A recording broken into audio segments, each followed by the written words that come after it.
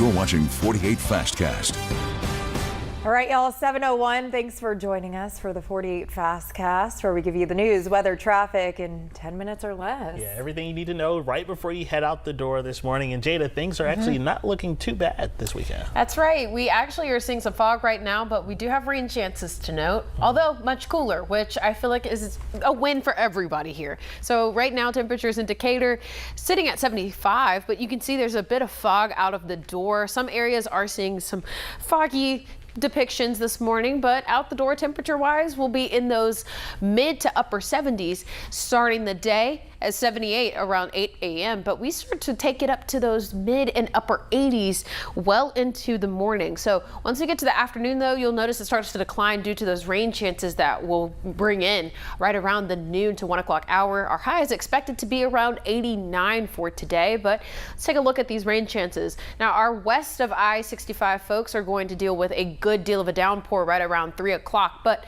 it's more spread out over here on the west side of it. But what we're continuing to see those rain chances moving through the afternoon into the evening, but you'll notice it starts to clear up. So if you had some evening plans for your Friday night, just move them back a bit. It'll be much more clear heading into the evening. This is your 48 First Alert Road Report, sponsored by Bankston Motorhomes. So we have a new crash that has popped up in Decatur. This is at Alabama 20 at 67 there. It does not really seem to be causing delays. We are seeing some slowdowns near the bridge, but where that crash is, we're looking good so far.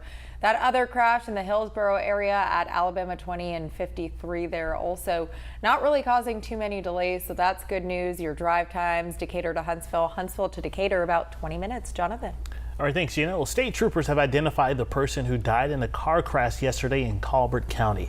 We're told that Kedra Ingram of Muscle Shoals was killed when the car she was a passenger in ran into the back of a semi-truck. Now, this happened on State Route 20, about a mile east of Leeton. Ingram died at the scene there. New information this morning on a deadly accident involving a Franklin County woman that happened earlier this week. State troopers tell us the accident occurred on Wednesday morning a few miles north of Hamilton in Marion County.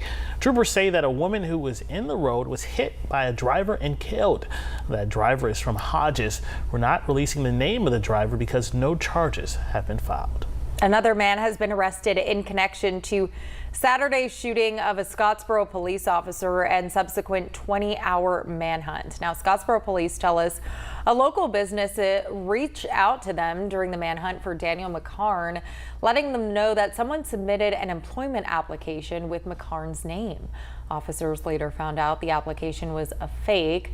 Police arrested Daniel Hendon for this and charged him with swatting.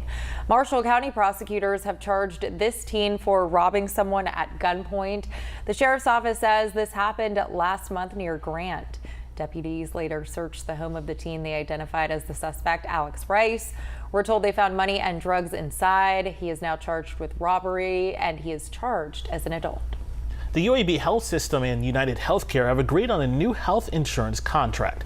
The agreement means that UAB will remain an in-network provider for United Healthcare customers, and the current agreement would have expired today, leaving many UAB patients, including those at the health clinic on Governor's Drive in Huntsville, without coverage. This new contract is set to last for several years. Yesterday was the first day I haven't cried. So, I mean, it's hard because, I mean, we're boxing up our office. After serving the community for almost 40 years, a nonprofit in Decatur is closing its doors. We tell you why next.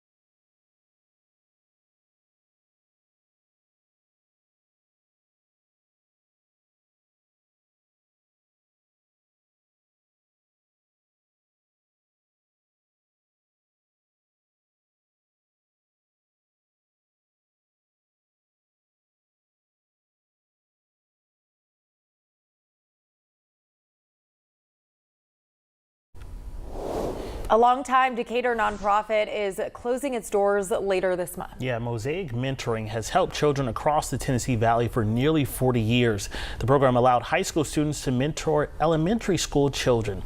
Now, since the program opened in 1986, thousands of local children have been paired with a mentor. However, between losing funding and not having enough high school student volunteers to be mentors, officials have had to make the tough decision to close. Executive Director Lee Brown told us that she's focused on remembering all the good the program has done. And Brown worked with a boy who had autism who eventually grew out of the program. When Brown found out that he was graduating high school, she called his old mentor to plan a surprise appearance at his graduation party. We walked in together, and this is an 18-year-old young man at this point.